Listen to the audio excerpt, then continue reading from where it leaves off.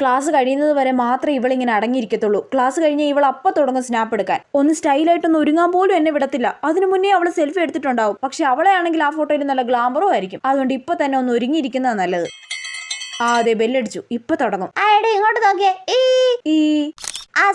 കണ്ടോ എന്നെ ഒന്ന് മര്യാദയ്ക്ക് പോസ് ചെയ്യാൻ പോലും അവള് സമ്മതിച്ചില്ല. എന്നിട്ട് ആ ഫോട്ടോ ഒന്ന് കാണിച്ചു തരുമോ? അതും ചെയ്തില്ല. നേരെ തന്നെ സ്നാപ്പിലോട്ട് ആർക്കെങ്കിലും അയച്ചു കൊടുക്കും. ദേഷ്യപ്പെട്ട് എന്തെങ്കിലും പറയാൻ പറ്റുമോ? അപ്പൊ തന്നെ പിണങ്ങത്തില്ലേ?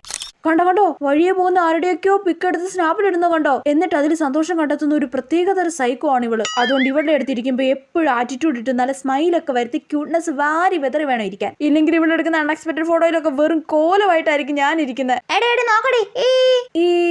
കണ്ടോ ഇങ്ങനെ ഇവൾക്ക് മിനിറ്റിന് സ്നാപ്പ് എടുത്തോണ്ടിരിക്കണം. നടക്കുമ്പോ സ്നാപ്പ്, ഇരിക്കുമ്പോ സ്നാപ്പ്, ഓടുമ്പോ സ്നാപ്പ്, തിന്നുമ്പോ സ്നാപ്പ്, കുടിക്കുമ്പോ സ്നാപ്പ്, എന്ത് ചെയ്താലും സ്നാപ്പ്. ഇവളുടെ അടുത്തിരിക്കുവാണെങ്കിൽ തന്നെ ഫുൾ ടൈം ഫോട്ടോ എടുപ്പ് പ്രതീക്ഷിച്ചിരുന്നാ മതി. ഇങ്ങനെ ഒരു സ്നാപ്പ് ഭ്രാന്തി.